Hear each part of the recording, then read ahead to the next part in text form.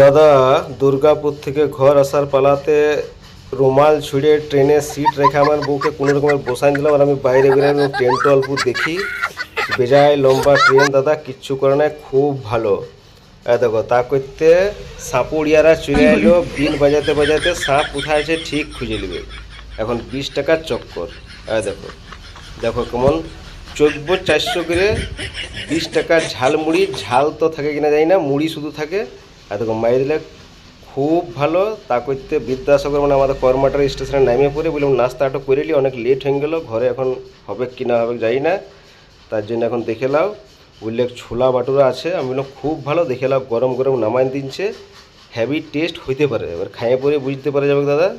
যাই হোক দেখি, খুব ভালো। যাই হোক নিত্য পূজার করার আগে পেট পূজা করে লিয়া ভালো। দেখো খুব ভালো, হেভি হয়েছে, হেভি, খুব ভালো।